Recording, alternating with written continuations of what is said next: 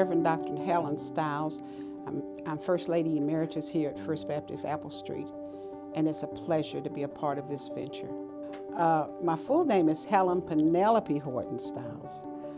Was born in Thorpe, West Virginia. My parents moved to Kingsport, Tennessee when I was in second grade, so I was really reared in the community and in the school system there in Kingsport, Tennessee.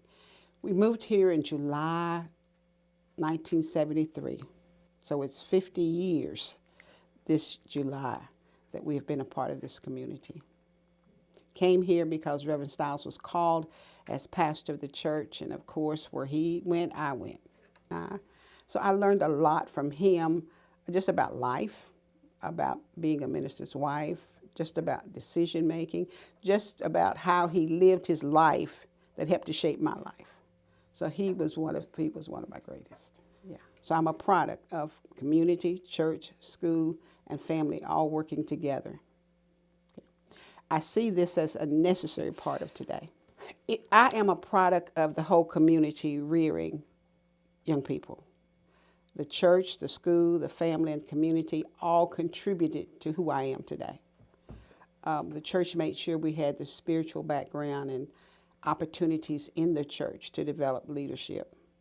The school made sure that we were educated and grounded, and even knowing about coming to North Carolina, to the schools in North Carolina, came from the school system. I knew nothing about that. But connecting those opportunities and those services makes a difference in the lives of a lot of people. I just remember after moving to Burlington, I substituted in the school system there for a while, and I was thinking about going back to school.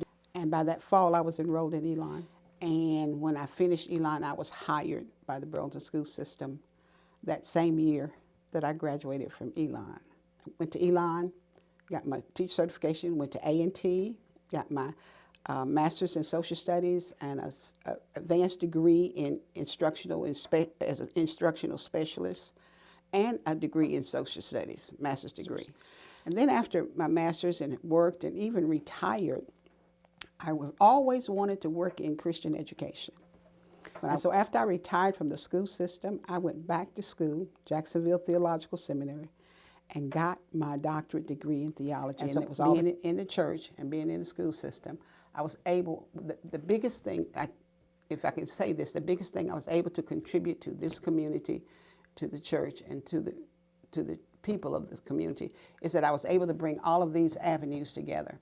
I was able to bring all of my abilities, all of my knowledge, all of my resources that I had in the church, my knowledge of what was going on in the school system and those kids who needed help the most, and what was needed in the community, and create programs or work with programs or initiate programs that would meet the needs that I saw at that particular time. So throughout my years here, I've been sort of an initiator, I've been sort of a trailblazer, I've been sort of a maverick, if you can say that, in making sure that there were available services for the identified population at that time. Now, because I am well aware that I'm not self-made.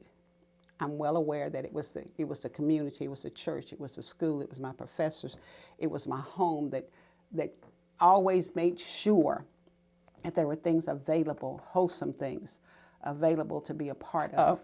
Working in middle school, I saw a lot of my young boys especially who didn't have either fathers in the home, or they were acting out, or they were always being sent to the office, or they didn't have any respect for authority.